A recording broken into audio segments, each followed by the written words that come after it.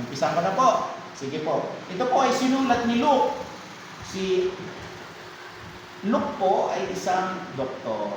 Yan, kung naririnig niyo po, si Luke, sabi ng mga pare, sa Ebanghelyo ni Lucas.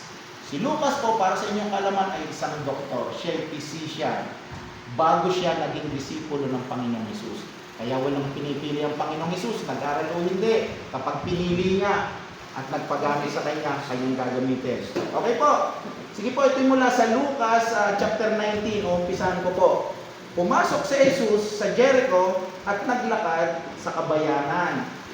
May isang lalaki roon, ang pangalan ay Sakeo. Yan, ganda pong istorya. Si Sakeo, isang pinuno ng maniningil ng buwis at siya'y mayaman. Ano daw pong trabaho ni Sakeo? Yung maniningil ng buwis.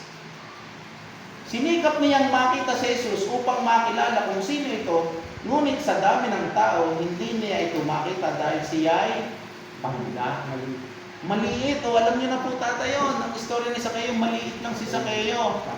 So, syempre, sa dami ng tao, hindi niya makikita dahil baka, ganito lang, baka, malamang, basta pantak siya. Ito po. Kaya patakbo siyang nauna sa dadaanan ng Panginoong Hesus at umakyat sa isang puno ng sikamoro.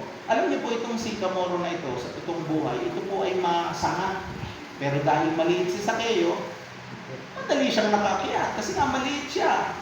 Ituloy po natin, pagtapat ni Jesus sa lugar na iyon, tumingala siya kay Sakeo at sinabi, Sakeo, bumaba ka agad sapagkat kailangan kong tumuloy ngayon sa iyong bahay. Mamaya po hihimayin natin ito. Bakit kaya po nagmamadali si Sakeo? Mamaya po, maganda po itong pangyayari nito. Nagmamadaling bumaba si Sakeo at tuwang-tuwang tinanggap si Jesus sa kanyang bahay. Imagine niyo po, ang ginawa po na Sakeo, tumakbo ng advance doon sa dadaanan ng Panginoong Hesus. Umakyat doon sa puno para pagdaan nga naman, makikita niya kung sino ba itong Panginoong Hesus na itong sinasabi. Kasi ganito po, nung panahon na yun, ang Panginoong Hesus ay gumagawa na ng himala. Sa panahon po natin ngayon, kapag may nabalitaan tayong gumagawa ng himala, di ba ating pong sinusundan, pinag-aalipungkungan? So ganun din po ang Panginoong Hesus nung panahon yun. Kaya ang ginawa ni Sakeo, kailangan kumakita ang Panginoong Hesus, tumakbo siya, umakyat. Tumingin siya pababa.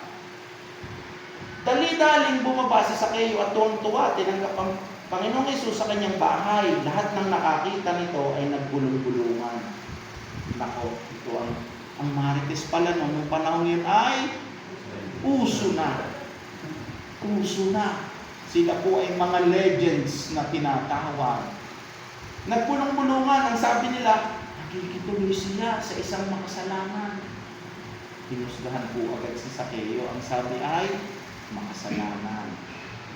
Tumayo si Sakeo, sinabi niya kay Jesus, Panginoon, ipamimigay ko po sa mga mahihirap ang kalahati ng aking mga kayamanan. Ito po ang tanong, Pastor, may nabalitaan ka po kayo dito namimigay ng kalahati ng kayamanan.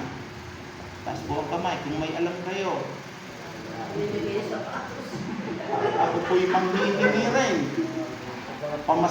Panggasolina man lang. Bakit kaya po nagawa yun sa kayo? Mamaya, hihimayin po natin. At sinabi sa kanya ni Jesus, ang kaligtasan ay dumating ngayon sa sambahyang ito, sapagkat ito'y anak din ni Abraham, ang taong ito. At ang anak ng tao ay naparito upang hanapin at iligtas ang naligaw. Ang Panginoon Diyos po magpapala sa pagkakabasa ng kanyang buhay at banal na salita. Ito po, hihimayin po natin.